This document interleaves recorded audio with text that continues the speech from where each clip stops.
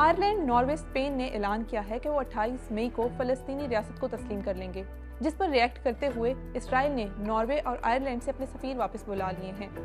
جبکہ وہ اسپین سے بھی اپنا سفیر واپس بلانے کا ارادہ رکھتا ہے۔ اگر اسپین کی بات کی جائے تو ان کا کہنا ہے کہ ان کا یہ عمل نہ اسرائیل کے خلاف ہے اور نہ ہی حماس کی حمایت میں ہے، بلکہ یہ امن کے حق میں ہے۔ اقوام متحدہ میں 140 ممالک پہلے ہی فلسطینی ریاست کو تسلیم کر چکے ہیں، مگر برطانیہ، امریکا اور دیگر ممالک نے اسے باضابطہ تسلیم نہیں کیا۔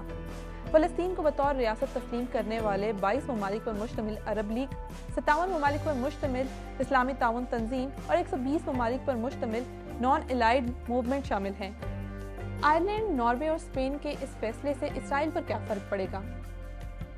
ماہرین کا کہنا ہے کہ یہ ممالک اپنے اس عمل سے فلسطین کے لیے علامتی حمایت کا اعلان کر رہے ہیں، اور اس کے ساتھ ساتھ ان کا یہ فیصلہ جنگ بندی کے لیے شروع کیے گئے سیاسی عمل میں بھی مدد کرے گا۔ متعدد عرب ممالک کا کہنا ہے کہ وہ جنگ بندی کے بعد غزہ کی نگرانی کریں گے اور اس کی تعمیر میں بھی مدد کریں گے،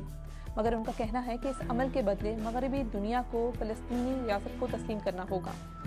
تو بعض ممالک فلسطین کو بطور الگ ریاست تسلیم کیوں نہیں کر رہے؟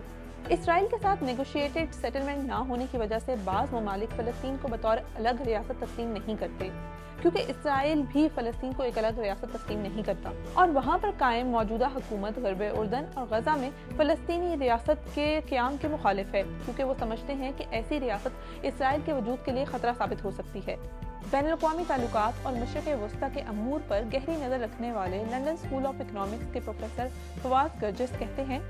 کہ مثال کے طور پر امریکہ فلسطینی ریاست کے قیام کی ضرورت پر تو زور دیتا ہے، لیکن ساتھ ہی وہ اسرائیل اور فلسطین کے درمیان براہ راست مذاکرات پر بھی اصرار کرتا ہے، جس سے اسرائیل کو ایک طرح سے فلسطینیوں کے الگ ریاست کے مطالبے کو ویٹو کرنے کا موقع بھی مل جاتا ہے۔